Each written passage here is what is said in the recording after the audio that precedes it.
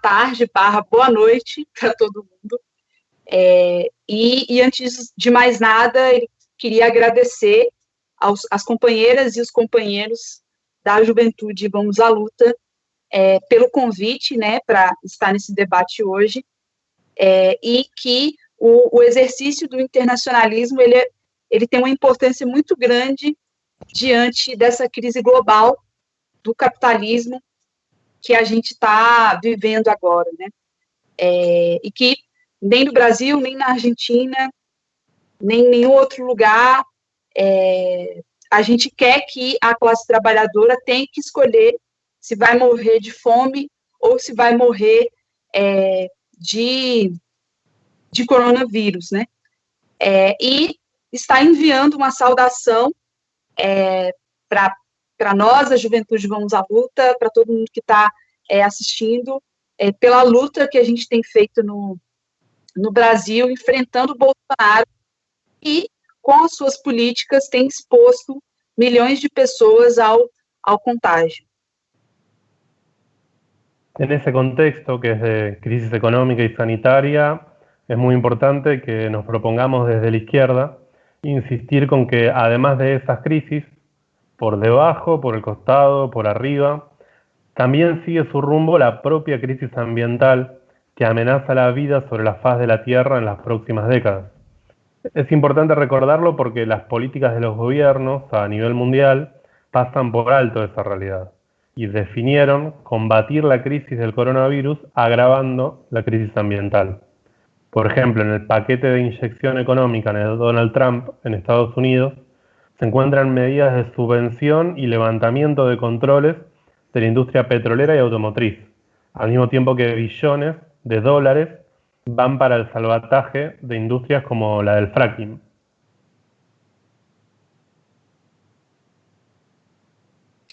Bom, e nesse contexto de crise econômica, de crise sanitária, é importante que a gente se proponha, desde a esquerda, a insistir que além de toda essa crise, seja por baixo, por todos os lados, por cima, a crise ambiental, ela também coloca em risco e ameaça a existência da nossa própria vida, né, do nosso futuro, e etc. E é importante salientar também que as políticas dos governos a nível mundial têm agravado essa crise, né?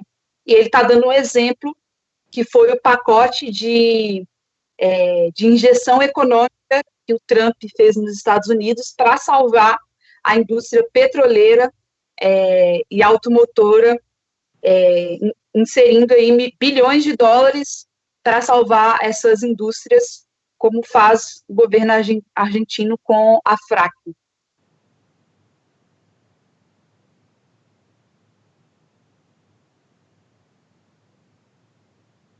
Nicolás, você está mudo. Tenía apagado el micrófono. Decía que otro ejemplo es que en China, relajada después de la cuarentena, solo en marzo se habilitó la instalación de más fábricas impulsadas por carbón que todo lo que se había habilitado en el 2019.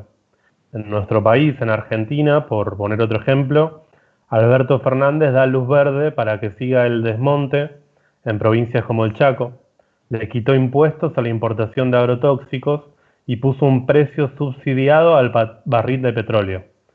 Con eso cada argentino está subsidiando a las multinacionales contaminantes como Chevron. Con estos hechos y con más datos que ahora quiero agregar, quiero insistir en que tenemos que combatir esa idea de que este año, el 2020, por la crisis del coronavirus, va a ser un buen año para el ambiente a nivel mundial. Bom, Nicolás está trazendo outro exemplo, né, para a gente, agora na China, né, que aí já pós-abertura, né, pós-saída da quarentena, se instalou mais fábricas que utilizam carbono no mês de março do que em todo o ano de 2019, né? E na Argentina, né, para dar também outro exemplo, o Alberto Fernandes, recém-eleito, né, ele deu luz verde para o desmonte em uma província, no caso Chaco, que seria um estado para a gente aqui no Brasil, e ele isentou os impostos para importação de agrotóxicos e também está subsidiando o barril de petróleo, e ele diz que, no caso, cada argentino que está pagando seus impostos está subsidiando as multinacionais que contaminam o meio ambiente, como é o caso da Chevron, né? E com esses fatos, ele quer e se propõe aqui no debate a combater essa ideia de que o ano de 2020, por conta da crise do coronavírus, seria um ano bom, seria um ano melhor para o meio ambiente a nível global. En marzo, cuando las cuarentenas ya llevaban un tiempo en China y empezaban a afectar a Europa, empezaron a circular por los medios de comunicación las imágenes de los cisnes en Venecia, imágenes de cielos celestes en lugares donde hacía tiempo que no se veía más que el smog cuando uno miraba para arriba, y eso alegró a mucha gente. Pero hoy en día el Carbon Global Project estima que las reducciones de gases de efecto invernadero caerían este año entre un 4 y un 7%. Y este es un dato importantísimo para el debate en distintas aristas. Por un lado, porque frente a los negacionistas del cambio climático, como Trump y Bolsonaro y sus pseudocientíficos aliados, que niegan el efecto de la industria en la emisión de gases de efecto invernadero, quedan completamente refutados por los hechos. Pero eso no es lo más importante.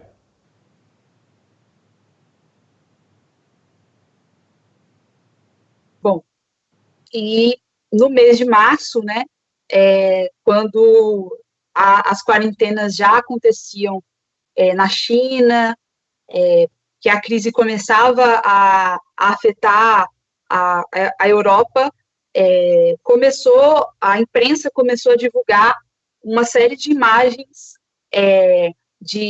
da reaparição de cisnes, de corpos celestes nos céus, nessas cidades, que há muito tempo não se conseguia enxergar, né, a olho nu, e muita gente ficou contente com esse fato, né? Mas saiu também uma pesquisa, né, do carbono global, que mostra que a redução de gases de efeito estufa caíram apenas este ano, né, vai ficar entre 4% e 7%, e que é um dado bastante importante para a gente debater aqui as diferentes saídas para esse problema, né? Por outro lado, a gente tem os famosos, né, negacionistas, né, que negam que está em curso uma mudança climática, como Trump, Bolsonaro, esses pseudo-cientistas, né, que negam o efeito que a indústria tem na emissão de gases de efeito estufa. Esse setor está sendo refutado pelos acontecimentos, mas que isso ainda não é o mais importante do nosso debate. La gran pregunta que hay que hacerse es si el frenazo productivo capitalista más grande desde la Segunda Guerra Mundial, con anuncios de recesión económica globales enormes, con el transporte bloqueado en la mitad del planeta, si todo esto genera solo esa reducción, entonces está claro que este mundo es todavía más inviable, más insostenible de lo que pensábamos. Porque no es solo la industria, no es solo el transporte, sino que el conjunto de la vida social, incluso con un tercio de la humanidad en cuarentena, como pasó el mes pasado, está completamente basado en un esquema energético contaminante y profundamente peligroso que hay que cambiar. Bom, e a pergunta que nós temos que fazer nesse momento é que, obviamente, nós estamos ante uma situação de fatos inéditos, né? A gente está diante de um dos maiores freios produtivos desde a Segunda Guerra Mundial, né, onde se anuncia uma recessão econômica mundial. Para a nossa geração pode ser algo até bastante inédito, né? Com o sistema de transporte paralisado no mundo inteiro, seja transporte terrestre, transporte aéreo, e somente, de fato, tem gerado uma redução, né? Mas que mostra para a gente também que não é só um ou outro aspecto do sistema que a gente vive que precisa mudar, né? Mas está mostrando para a gente que todo esse sistema social que a gente vive é inviável, é insustentável, mais ainda do que a gente pensava que era, né? Portanto, não seria só o transporte ou a indústria que nós precisamos pensar, mas todo o conjunto da vida social, né? Incluindo aí este 1/3 da humanidade que no mês passado estava de quarentena, né? E que esse modelo que a gente vive está baseado num modelo econômico energético que, em si, ele é contaminante, ele é perigoso e que nós precisamos mudar. Lo otro que hay que decir es que la forma en que bajo el capitalismo se dan reducciones de emisiones contaminantes implican siempre crisis económicas y ataques a las condiciones de vida de las clases populares. La crisis actual económica, con este freno productivo, según la ONU, va a generar un crecimiento del hambre en el mundo del 20%, dejando a 10 millones de niños al borde de morir de hambre. Según la Organización Internacional del Trabajo, se van a perder unos 200 millones de empleos a nivel mundial entre abril y junio. Los índices mundiales de pobreza en los próximos años también van a ser aterradores.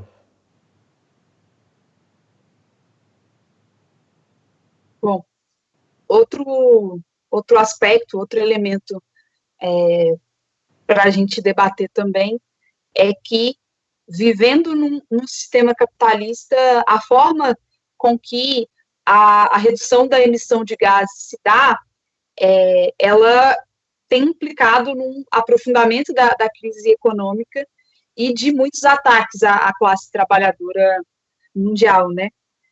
E a atual crise econômica que a gente vive com essa parada da produção, segundo a ONU, ela vai gerar um crescimento de 20% da fome no mundo inteiro, né? Deixando cerca de 10 milhões de crianças à beira aí da subnutrição, à beira de morrer de fome, né?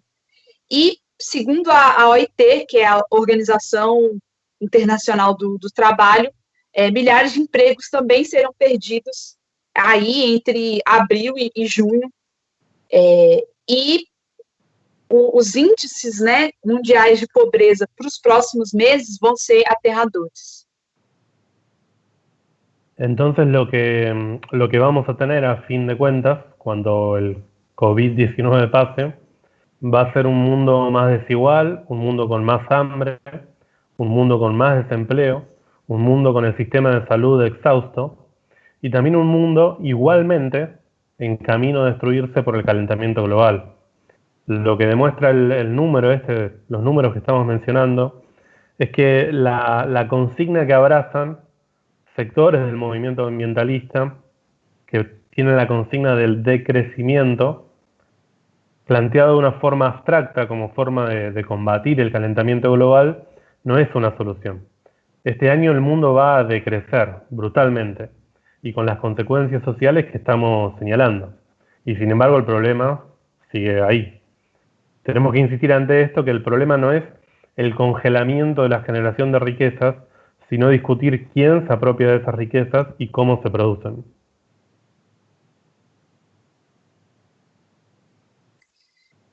E, bem, o que a gente vai ter, no final das contas, né, pós pandemia, né, do Covid, vai ser um mundo mais desigual, um mundo com mais fome, com mais desemprego, um mundo com todos os sistemas de saúde exaustos, e também um mundo igualmente no caminho de se destruir por conta do aquecimento global, né?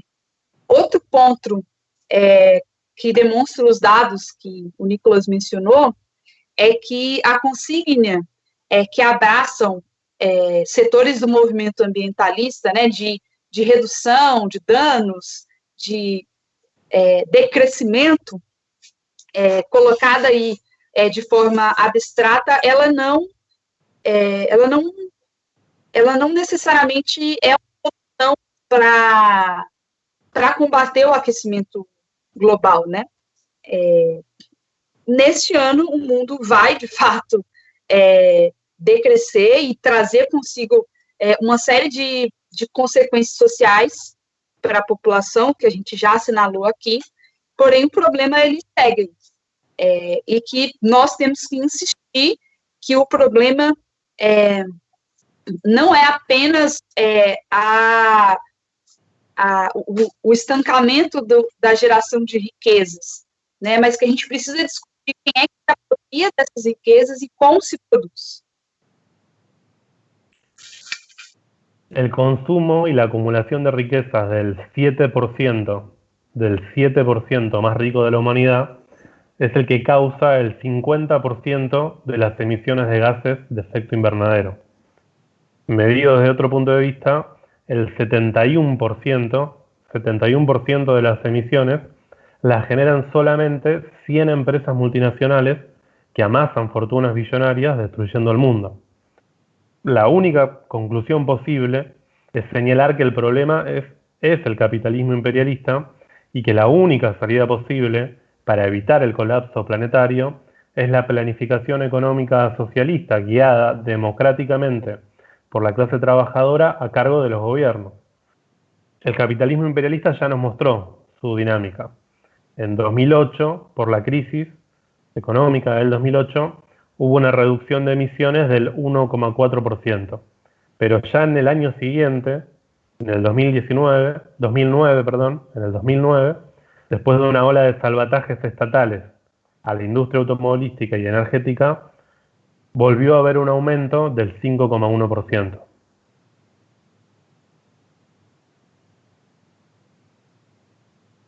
Bom,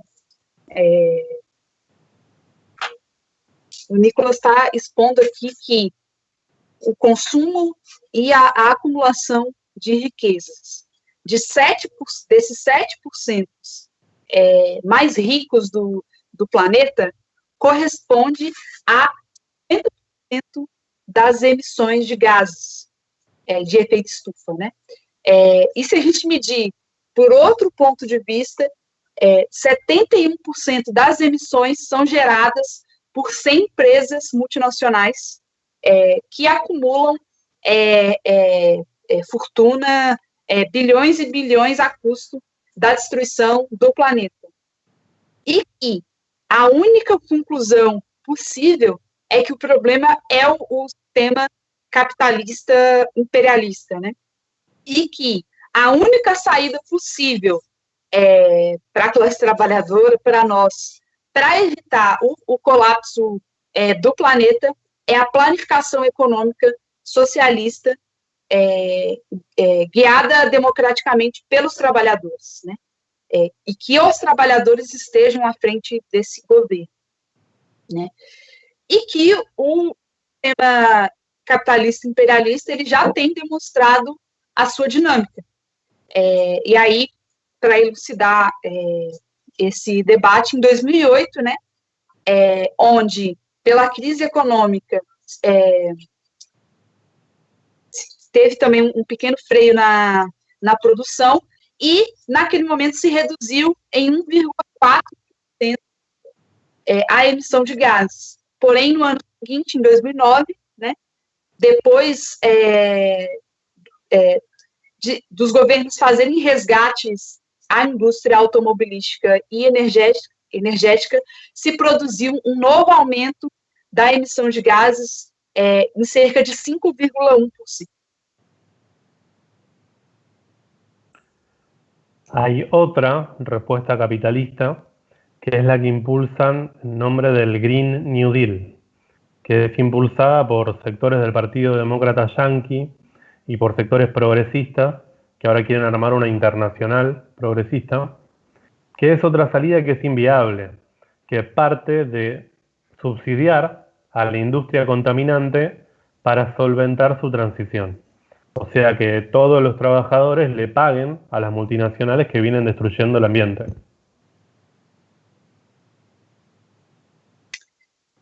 Bom, a outra resposta capitalista é o chamado Green New Deal, que é impulsionada por setores do Partido Democrata Yankee e também setores progressistas que agora querem construir uma internacional progressista, né?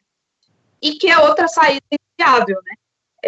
Que parte dos subsídios da indústria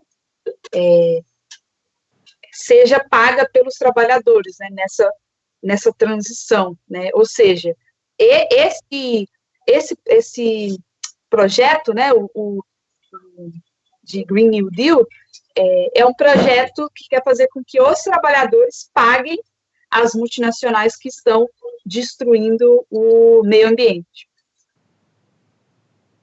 Es una propuesta que no cuestiona que los recursos naturales estén en manos de un puñado de multinacionales y que incluso recientemente fue criticada por la propia Greta Thunberg, que en una entrevista con la revista Rolling Stone en febrero dijo que el Green New Deal no se corresponde con las metas de reducción de las emisiones que son necesarias hoy.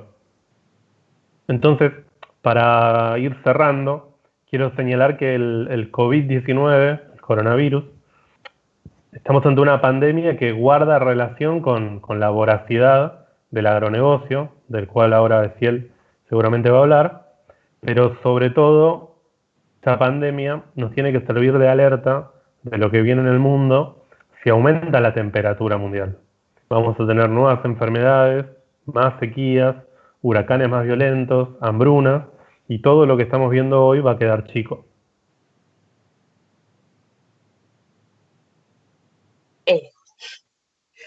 E é uma proposta, né, que não questiona quem se apropria, né, na mão de quem está os recursos naturais, né? Não questiona que esses recursos estão hoje concentrados num punhado de multinacionais. E é uma proposta que foi dada pela própria Greta Thunberg em uma entrevista que ela deu em fevereiro desse ano para a revista Rolling Stones, que ela diz que o Green New Deal não corresponde às metas estabelecidas para a redução da emissão de gases de efeito estufa que são necessárias, né? E para ir terminando, o Nicolas está colocando que a pandemia do Covid-19 guarda uma relação com a voracidade do agronegócio e que, sobretudo, o Covid-19 ele é um grande alerta para a população mundial sobre as mudanças climáticas, o aumento da temperatura, e que possivelmente a gente vai ter novas doenças, secas, furacões mais violentos, fomes, e que tudo que nós estamos vivendo hoje pode ser pequeno para o que está por vir. Frente a eso, los socialistas revolucionarios señalamos que las propuestas para combatir esta pandemia y las propuestas para frenar el desastre ambiental tienen muchos puntos en común con las medidas que necesitamos con el sometimiento de las deudas externas para poner los recursos de cada país al servicio de las necesidades populares y no del lucro financiero. Necesitamos estatizar los recursos naturales elementales para que sean puestos al servicio de la planificación racional. Necesitamos sistemas de salud y de investigación científicos únicos y estatales para proteger las vidas de millones y desarrollar tanto nuevas vacunas y medicamentos como nuevas formas de producir de forma ecológica. Bom, em frente a toda essa situação de catástrofe, nós, socialistas revolucionários, assinalamos que as propostas para combater a pandemia tem muitos pontos em comuns com o combate à crise ambiental que a gente vive hoje, né? E que a gente precisa, em cada país, no Brasil, na Argentina, em todos os outros, terminar com o pagamento da dívida externa para que a gente coloque esses recursos a serviço das necessidades populares e não do sistema financeiro, dos grandes banqueiros, né? E que a gente precisa estatizar os recursos naturais, elementares, aí, como a água e outros, para que esses recursos elementares sejam colocados a serviço das necessidades populares e que tenha uma planificação racional desses recursos, né? E que a gente precisa de sistemas de saúde, de pesquisa, únicos, estatais, para proteger a vida de milhões de trabalhadores, para desenvolver novas vacinas, novos medicamentos, e para que a gente tenha uma nova forma de produzir que seja ecológica. Necesitamos terminar con la lógica actual del agronegocio, que genera por un lado deforestación y contaminación con agrotóxicos, y también por otro lado genera hambre con sus precios desorbitantes, mientras 1/3 de los alimentos que se producen cada año se pudren en containers. Necesitamos la colaboración productiva y no la competencia entre los distintos países. Para todo esto, lo que necesitamos es que la clase trabajadora abrace también la pelea contra la destrucción ambiental capitalista. A la humanidad entera le va su futuro en que eso ocurra, porque la alternativa hoy está puesta en la disyuntiva entre socialismo o barbarie social, socialismo o catástrofe ambiental. Muchas gracias.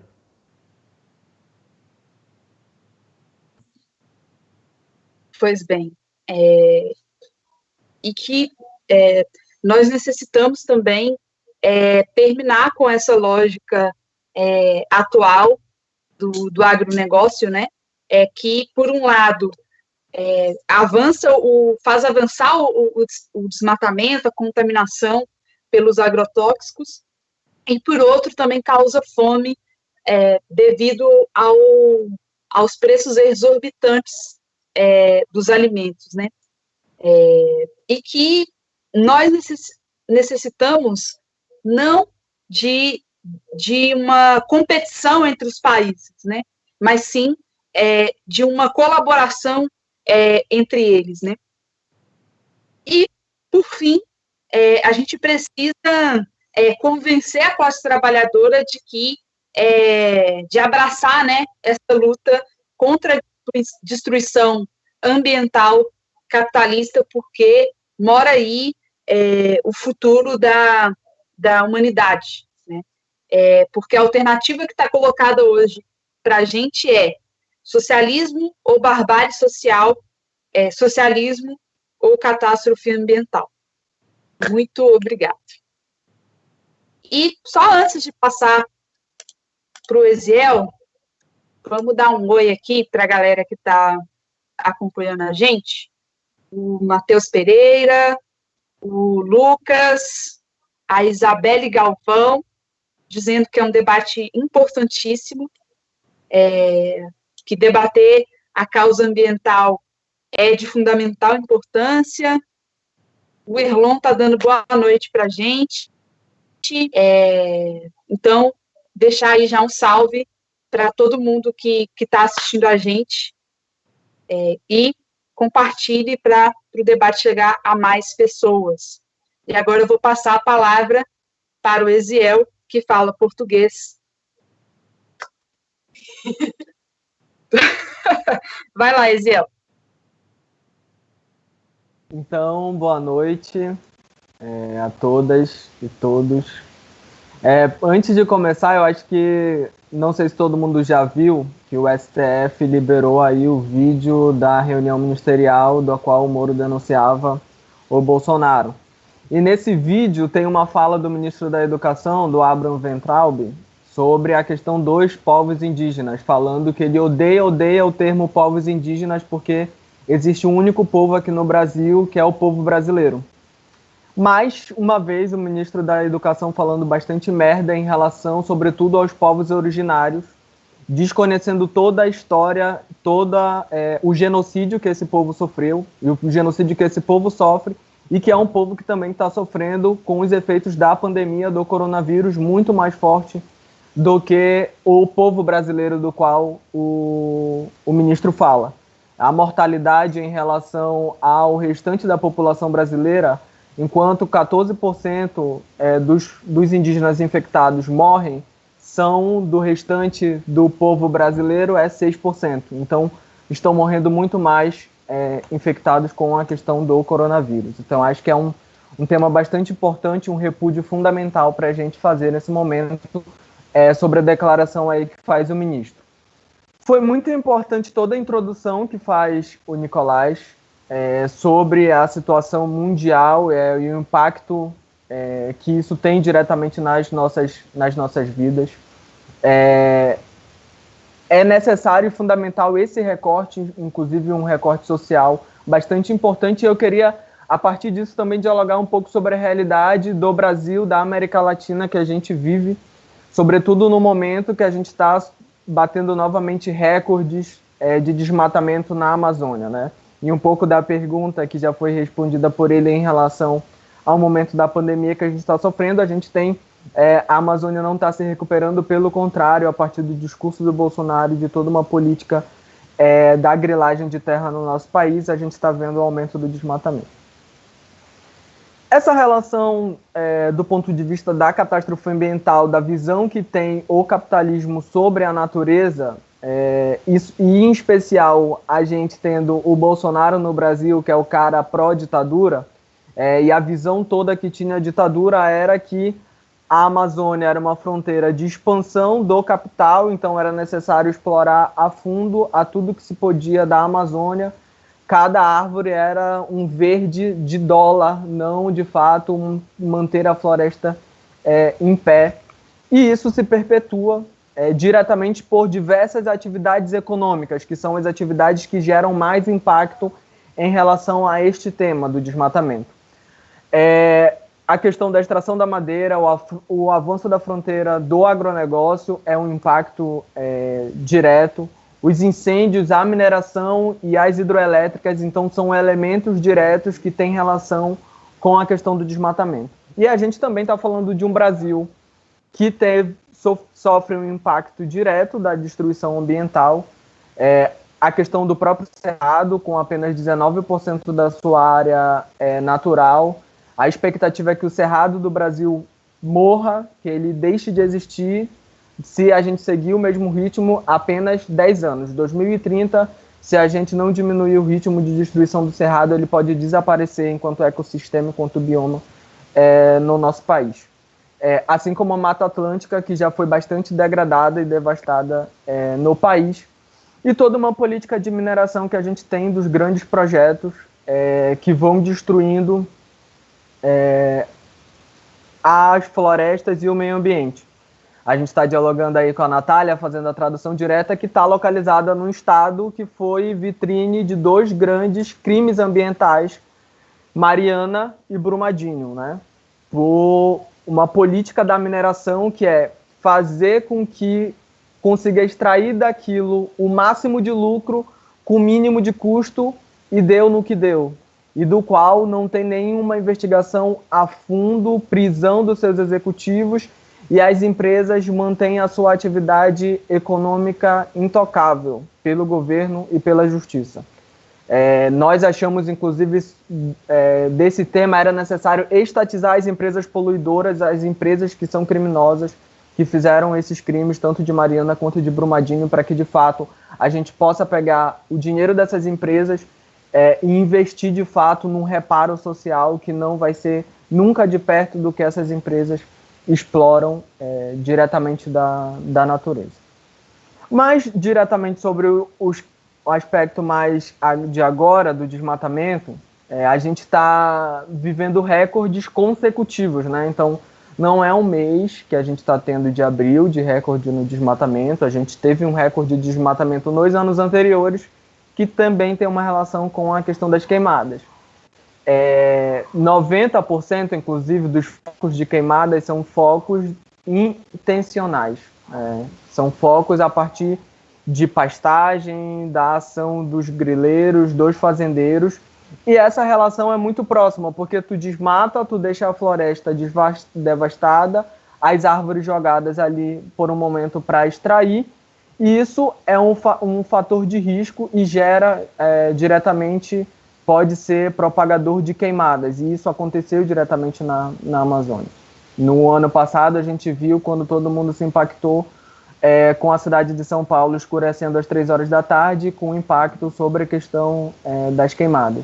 E isso também, os impactos ambientais com a destruição da floresta, tanto no Brasil quanto no restante do mundo, gera impacto tanto nos extremos, né, nas secas e nas cheias, no regime pluviométrico das chuvas que a gente tem nas nossas cidades, e também o impacto do que a gente viu recentemente no Brasil, de seca na região sudeste do país, que está ligado diretamente à devastação da Amazônia e esse regime de chuvas. Então, acho que é uma questão bastante importante. Alguns dos dados, né? A concentração de desmatamento na Amazônia só de janeiro a abril desse ano é mais que o dobro em relação ao ano anterior, que já foi um ano de recorde, né? São 1.073 quilômetros quadrados de florestas devastadas de janeiro de 2020 a abril agora. Em janeiro de 2019 a abril de 2019 foram apenas 460 quilômetros quadrados. Então tem uma relação muito maior no momento que a gente está vivendo pandemia e que a gente tem todo um discurso de ofensiva do governo sobre a floresta. Principalmente no momento que a gente está tendo também aqui no Brasil, especificamente, o debate sobre o PL da grilagem. Tinha uma MP encaminhada pelo governo, a MP 910, que foi transformada agora em PL 2633, né, que é o PL que entrega as terras públicas aos grileiros que avançam sobre essas terras, sobretudo também dos povos tradicionais, indígenas, quilombolas, na nossa região. E quando a gente vai comparar quem é que causa esse desmatamento, como ele está acontecendo, tem uma relação direta com as grandes corporações e com o avanço do agronegócio, que é base fundamental hoje do governo Bolsonaro no Brasil. Quando a gente pega o mapa, inclusive, dos focos de desmatamento que o Instituto Amazon preparou, da relação dos focos de onde está concentrado, e a gente vai comparar diretamente com as áreas de conservação, também com aonde o agronegócio expande mais no Brasil, nós temos o estado do Pará, infelizmente, como o que mais desmata, concentra 1/3 do desmatamento nesses dados, e a região que se concentra esse desmatamento é uma região que vem sofrendo o impacto não só desse governo, mas dos últimos governos, como Belo Monte. Altamira é o principal município afetado, onde está construído Belo Monte, onde está construída a estrada Cuiabá-Santarém, que é um eixo para escoar a soja no nosso país, que gera um impacto direto. Então, essa rodovia tem uma relação também direta aonde se expande os focos de desmatamento. 22% do desmatamento está localizado nas áreas de conservação, então unidades que deveriam estar protegidas que estão sendo desmatadas. E 3% também do desmatamento se concentra em terras indígenas. Então, a partir da atividade de mineração ilegal, atividade de grilagem ilegal, que poceiros, que fazendeiros avançam sobre as terras indígenas, está acontecendo isso. E no momento que a gente tem de pandemia, como eu falei, onde os povos tradicionais na Amazônia estão sofrendo com um impacto bastante forte. Mais de 700 infectados, mais de 100 mortos, mais de 53 etnias que estão sendo afetadas diretamente pela pandemia. E é bastante importante a gente debater um pouco desses aspectos do qual o Nicolas apresentou sobre as saídas que a gente tem. É necessário a gente derrotar politicamente o governo Bolsonaro no país para que a gente possa defender o meio ambiente. O governo Bolsonaro tem acelerado um desmonte dos serviços públicos que já vinham acontecendo anteriormente. Nenhuma operação mais pode acontecer de forma autônoma. Quando aconteceu uma operação recente aqui no Pará, o superintendente do IBAMA foi afastado pelo governo Bolsonaro. Trabalhadores do IBAMA, dos órgãos ambientais, estão sendo atacados por fazendeiros, como em operações onde um trabalhador do IBAMA teve o seu rosto cortado a partir de ter jogado uma garrafa na cara dele, no rosto dele, no momento que eles estavam fazendo o seu trabalho, executando o seu trabalho. Então tem toda uma política violenta que o governo Bolsonaro apresenta e que é necessário a gente enfrentar diretamente também para defender o meio ambiente e os povos da floresta.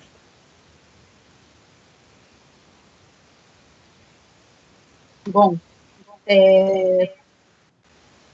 obrigada, meninos. Já tem algumas participações aqui. A Gabriele Silva, um salve aí para a Gabi de Uberlândia, está dizendo: acho esse debate muitíssimo importante, né? Nos mostra como a produção capitalista é irreal. Os recursos do planeta não são infinitos. Olhar para o meio ambiente é essencial e é necessário mudar o modo de produção vigente, socialismo ou barbárie. Tem mais gente participando aqui também. O Lucas de Andrade está dizendo: quem está destruindo o planeta Terra é o capitalismo. É possível salvar a natureza e reverter esse processo com o mundo socialista. Acho que vocês também podiam comentar aí sobre essas contribuições dos companheiros.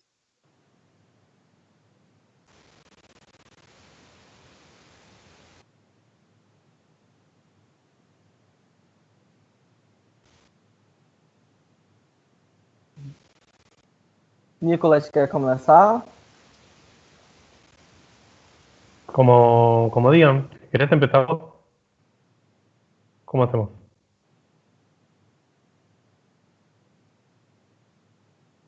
No, yo estoy.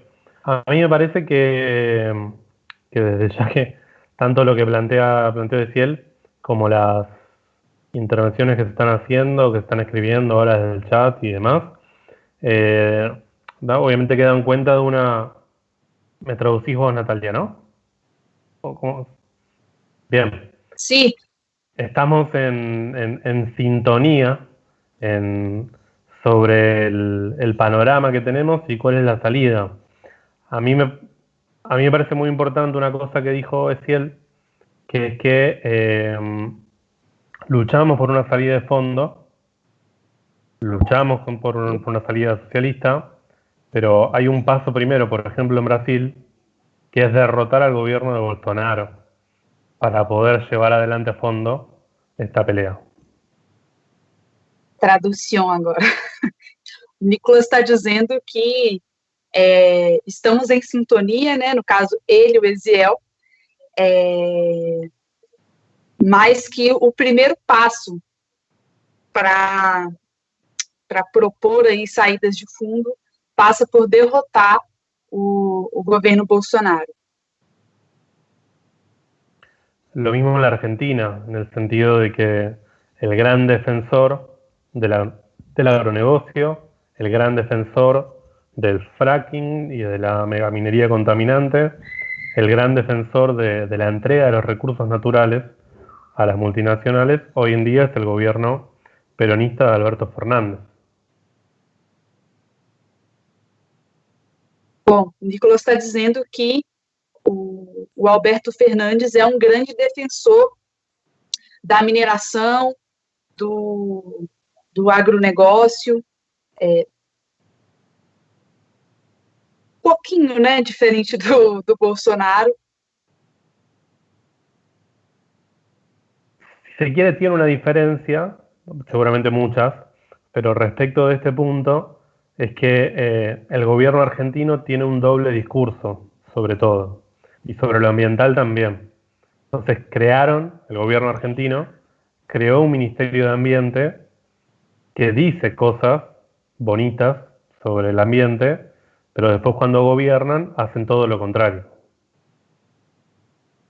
Bom, e o governo do Alberto Fernandes, né, que é o atual presidente da Argentina, criou um Ministério do Meio Ambiente que diz coisas bonitas, mas que quando governam fazem tudo ao contrário.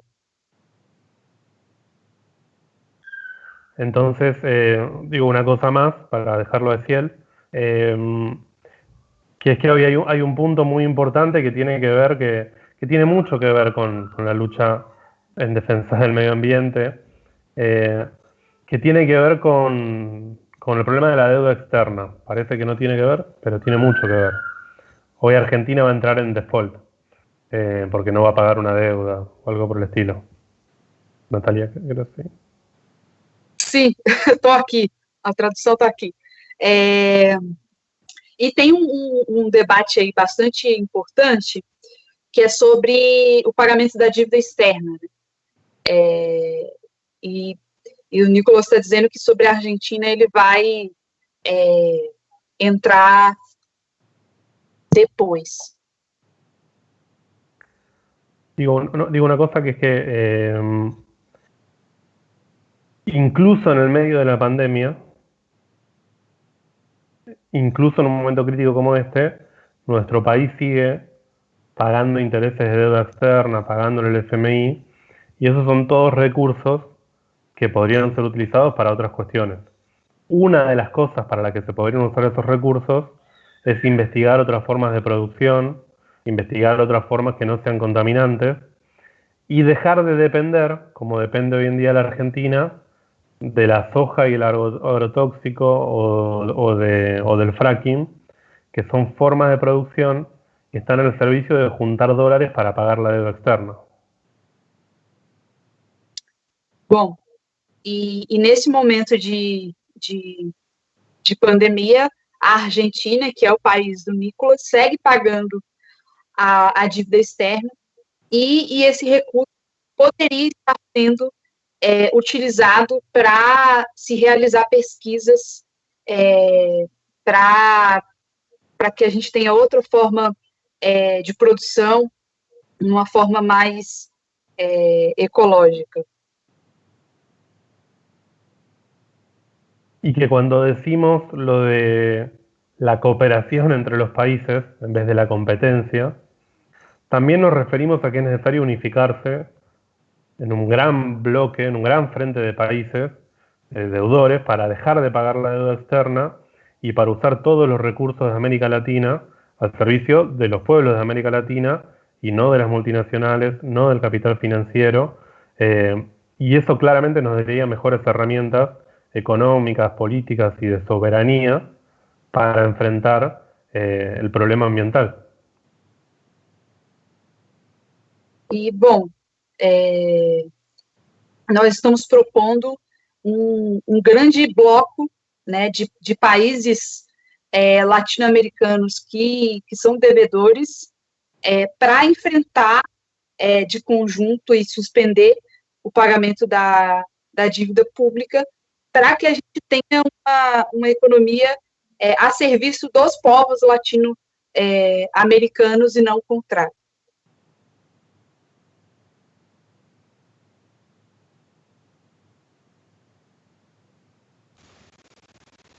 Então, eu acho que esse debate é bastante importante e uma coisa que o Nicolas tocou no início, na abertura, tem a ver com todo um discurso ideológico que o capitalismo utiliza hoje do capitalismo verde, né? Da dita sustentabilidade das possibilidades de humanizar o capitalismo. E isso se reflete diretamente também em um aspecto que tem a ver com todos os encontros e acordos climáticos firmados nos últimos anos, que tem uma grande propaganda dos governos em torno disso e que não resolve e não tem resolvido os problemas de fundo.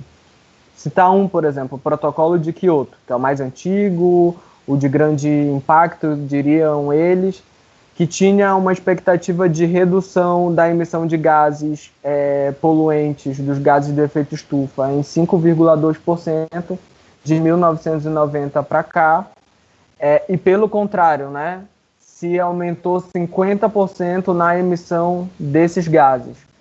E todas as vezes dos acordos que são feitos, os países não chegam a denominador comum e, na nossa avaliação, não vão chegar. Porque o que dita as regras do ponto de vista do sistema econômico e político é o lucro e a destruição ambiental. No Fórum de Davos de 2015, teve uma pesquisa em relação a essa questão ambiental em relação aos participantes. 75% dos participantes disseram que um problema para avançar nos seus negócios, nos países, era o excesso de regulação ambiental. Então, excesso de regulação que a gente tem, nós não achamos que existe excesso. Pelo contrário, tem um monte de falha. Todas as articulações legais que são feitas do ponto de vista das leis são para favorecer o grande agronegócio, as grandes corporações internacionais que comandam a produção hoje no mundo. O Código Florestal no Brasil, o PL da grilagem agora, várias medidas que tomam os governos através das dívidas públicas, do incentivo fiscal às empresas, está ligado diretamente a isso. Então, acho que é uma questão bastante importante e, de fato, a luta que a gente faz para uma saída revolucionária, é necessário uma planificação da economia e a cooperação entre os países. Se o Brasil produz certas coisas, está na mão das grandes corporações, enquanto tem várias pessoas na América Latina passando fome.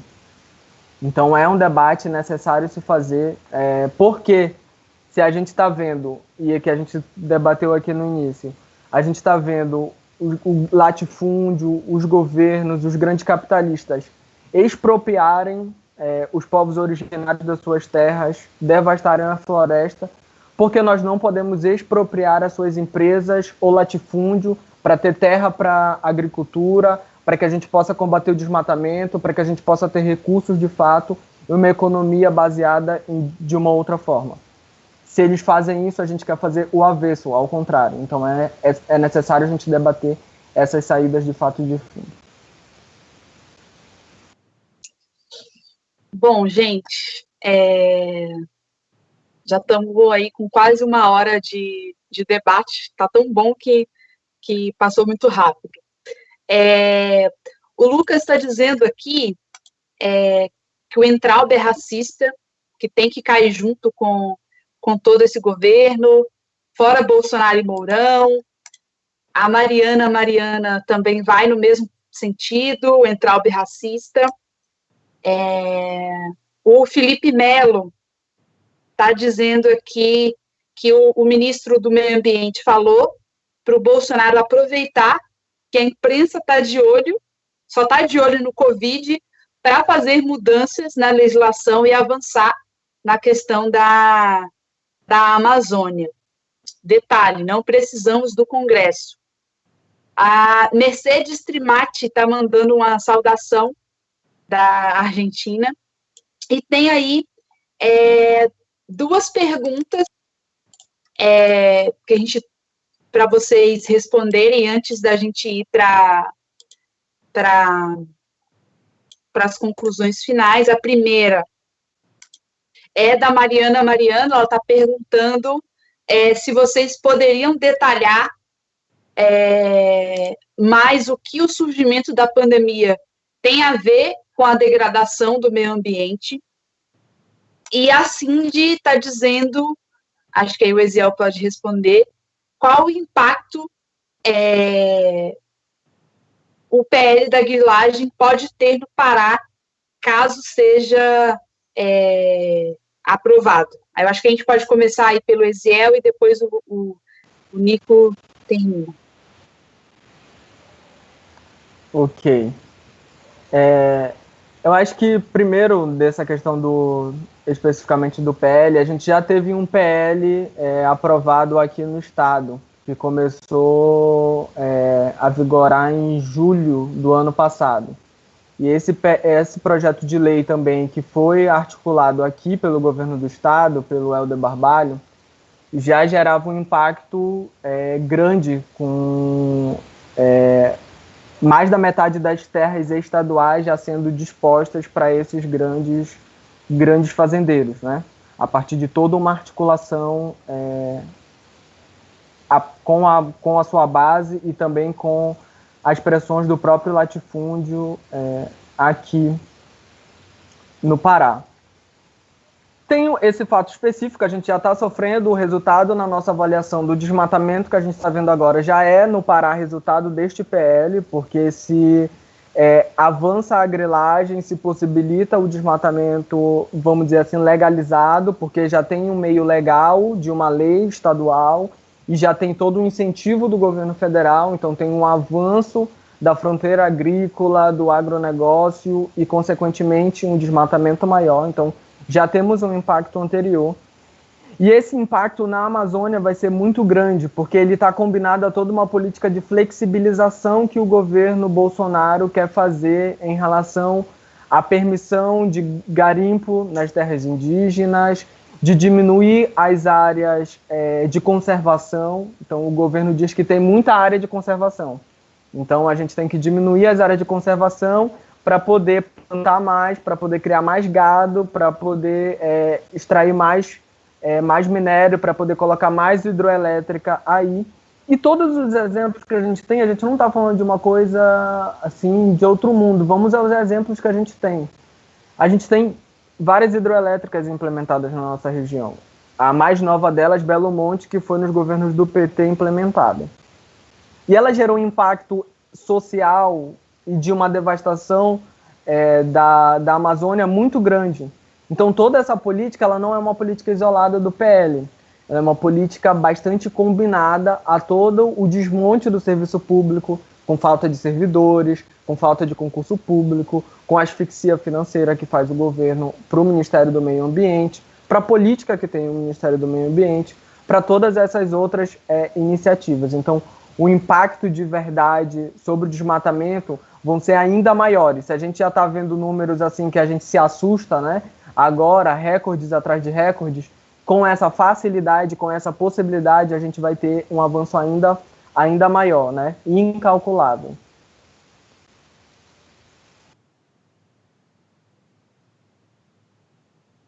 Bueno, por la pregunta sobre la relación entre el surgimiento de la pandemia y la degradación del ambiente.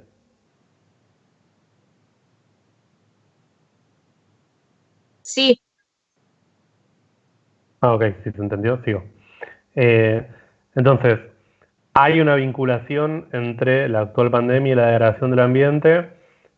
Saben que Trump y el gobierno chino, de la dictadura capitalista china, se están peleando y los dos se acusan de que uno creó el virus y el otro dice que fue el otro. Eso está pasando hoy en día, pero en general la ciencia tiende a decir otra cosa.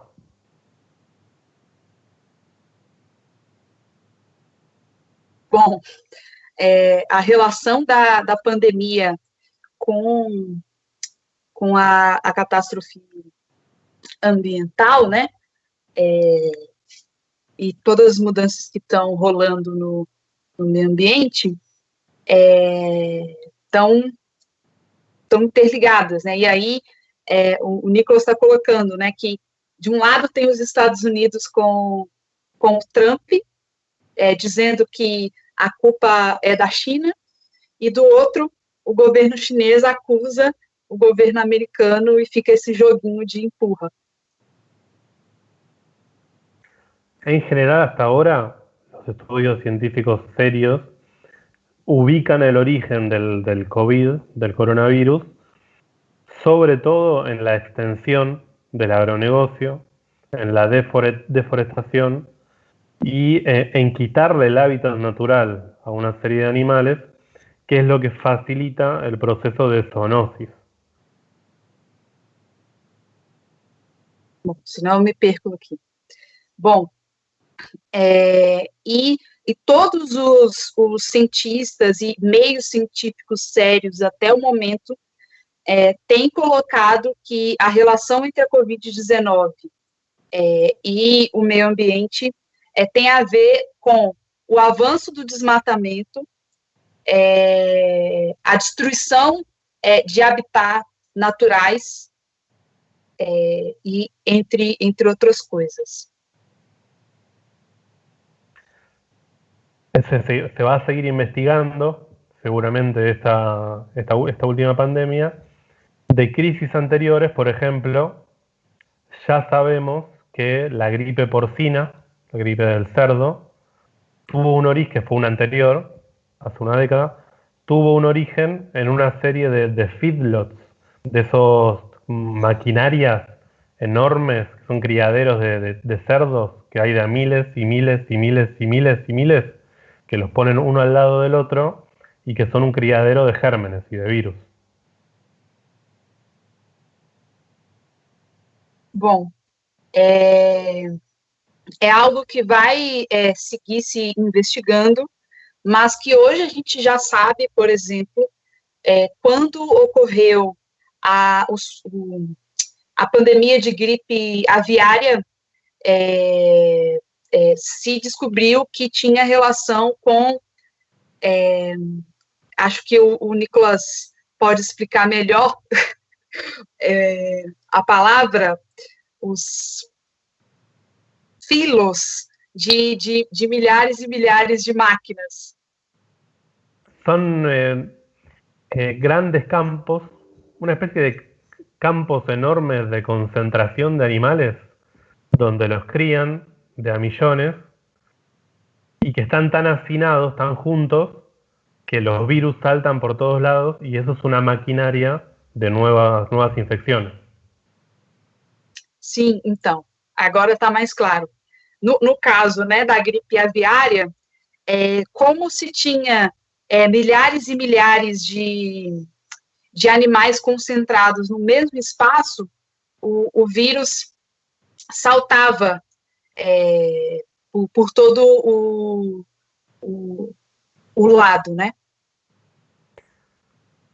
Entonces, está claro que esto no es una crisis natural, una pandemia, un problema natural, sino que tiene que ver con el accionar del hombre, del capitalismo en particular, sobre la naturaleza. E, bom, tá claro que essa pandemia, ela não tem meramente uma origem natural, mas que tem a ver com a forma com que o homem explora a natureza, né? Tem a ver com o próprio cerne do sistema capitalista. Y para cerrar, creo que son muy importantes estas actividades desde la Unidad Internacional de los Trabajadores, de las y los trabajadores, que es la organización internacional que une a Izquierda Socialista, a la CCT y organizaciones de todo el mundo. Estamos atravesando la crisis de distintas maneras, pero con una misma política. E para terminar, é muito importante que a gente esteja fazendo debates como esse, visto que também fazemos parte da unidade internacional de trabalhadoras e trabalhadores, a OIT, e esse debate é muito importante porque temos atuado com saídas y propuestas comunes. Que algunas las nombramos: luchar contra el pago de la deuda externa, un plan de emergencia frente a la crisis, todas estas medidas que fuimos nombrando, recuperar los recursos naturales y todas estas propuestas, las queremos difundir a escala mundial. Hacemos un llamado a las organizaciones y también a compañeros y compañeras que individualmente se quieren sumar a pelear junto a nosotros.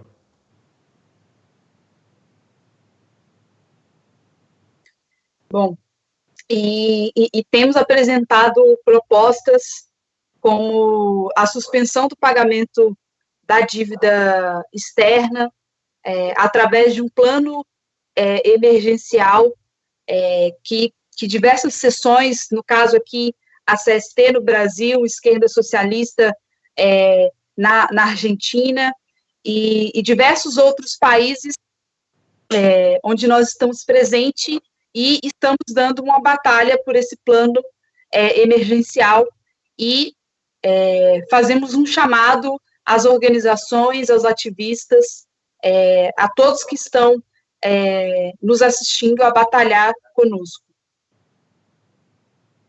Y respecto de la cuestión ambiental, nosotros le planteamos a los trabajadores, a la juventud, al movimiento de mujeres y de la diversidad, que tiene que empezar también a mirar el problema ambiental, y a los luchadores del activismo ambiental le decimos que tienen que mirar los problemas de los trabajadores, de la juventud, de las mujeres y de la diversidad, porque el enemigo es el mismo y tenemos que luchar de conjunto para derrotarlo. E no que tange ao tema ambiental, é fundamental que o movimento dos trabalhadores, o movimento estudantil, o movimento de mulheres ajude a dar essa batalha com a gente, para que a gente possa batalhar juntos. El enemigo es el mismo, es el capitalismo, son sus gobiernos, y necesitamos construir una alternativa política contra ese enemigo, contra esos enemigos. A eso nos dedicamos diariamente, así que hacemos obviamente la invitación a que se sumen a todos y a todas a esa pelea. Listo. Bom, e nós estamos lutando contra os governos, contra o sistema capitalista de conjunto, colocando a necessidade de um governo dos trabalhadores, e convidamos todo mundo a dar essa batalha conosco. Bien, yo les agradezco la invitación y espero que haya sido productivo para todas y para todos el debate.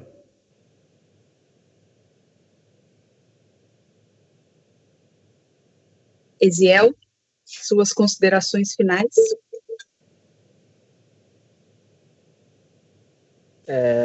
Acho que o debate é bastante importante. Acho que debater uma saída de fundo é muito necessário, principalmente no tema, né, a relação que a gente faz com o tema, e que nos últimos anos a gente tem visto explodir também uma mobilização encabeçada pela juventude mundial, porque defender, lutar contra a catástrofe ambiental produzida pelo capitalismo é defender o futuro dessa juventude, né? O futuro à vida, o futuro com condições de sobrevivência no planeta. As greves globais do clima que aconteceram, as mobilizações, então é muito necessário seguir este caminho, o caminho da mobilização, o caminho de construir um plano de luta, tanto em cada país, a partir das lutas que tem específicas, mas também um plano global de enfrentamento à catástrofe que o capitalismo coloca para o mundo. E só com uma saída de fundo, de fato, e que a gente vá a fundo nos problemas, nas questões, no debate sobre a dívida pública, que consome cada dia no país mais de 2 bilhões de reais, em suspender o pagamento da dívida, que só beneficia os banqueiros, os grandes, o sistema financeiro, enquanto a gente necessita de dinheiro para as áreas sociais, para combater agora o coronavírus, a saúde, para garantia de EPI, de quarentena geral, para os trabalhadores e trabalhadoras, para a juventude, mas também todo um plano em relação à defesa do meio ambiente. E é necessário, e que a gente acha que é só assim que a gente vai conseguir resolver a fundo, garantindo água, combatendo a privatização da SEDAI, por exemplo, no estado do Rio de Janeiro, um plano de obras públicas nacional que inclua também a questão do tratamento dos resíduos sólidos, do esgoto, para a gente garantir que os 821 milhões de pessoas no mundo que passam fome todos os dias, para que eles tenham fome, é necessário a gente atacar o latifúndio, a gente expropriar o latifúndio que está na mão de grandes corporações. Então, o problema não está na falta de produção de alimentos, o problema está na como esse alimento é distribuído, está na mão dessas grandes corporações que tomam conta do preço que vai ser o feijão que vai chegar na tua casa, do arroz que tu vai comprar, da fruta que tu vai adquirir. São eles que ditam, então nós não queremos seguir essa lógica, nós queremos seguir uma outra lógica. É necessário expropriar os meios de produção, tanto do ponto de vista da indústria, quanto também da produção de alimentos geral, para que a gente tenha uma outra forma de economia que esteja organizada pelos seus trabalhadores, a partir da necessidade dos povos, em uma cooperação entre esses povos das suas necessidades. Essa é a luta final que a gente quer.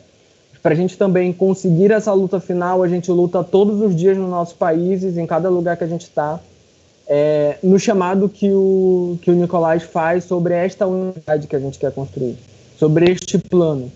Um plano que também inclua lutar diretamente para a saída do governo aqui no país, no Brasil, a luta para derrotar o Bolsonaro e o Mourão, que nós não achamos que nenhum dos dois são alternativas. É necessário construir uma alternativa de fundo para os trabalhadores, uma saída de fato onde se governe os trabalhadores a partir de um plano econômico alternativo do qual a gente possa organizar a economia do nosso país.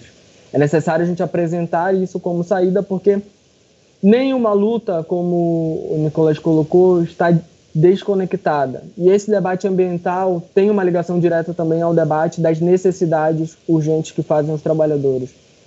Da sua comida, agora no momento da quarentena, das suas vidas. Então é necessário a gente construir esse plano de mobilização mundial, essa organização que é necessária, e que também a gente queria fazer um convite a todo mundo que não se organiza politicamente, que está atuando no seu local de trabalho, no seu local de estudo de forma individual. Nós te parabenizamos muito por essa responsabilidade da luta que tem travado.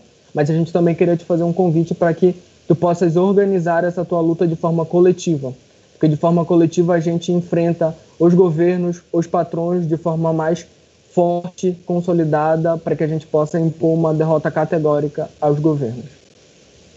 É isso. Obrigada, Eziel. Obrigada, Nicolas, por estar participando aqui com a gente hoje.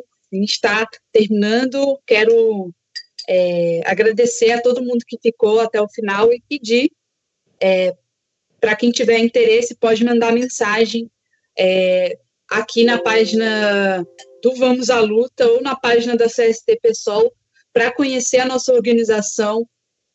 A gente também está editando a revista Correspondência Internacional, que traz artigos de diversos partidos irmãos que compõem a Unidade Internacional dos Trabalhadores, discutindo também o próprio capitalismo, a catástrofe ambiental e sanitária que a gente tem vivido.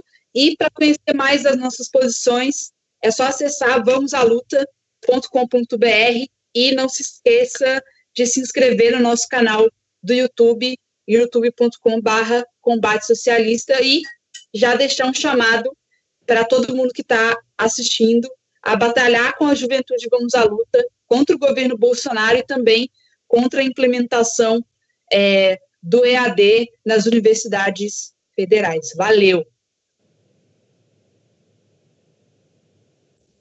Deus.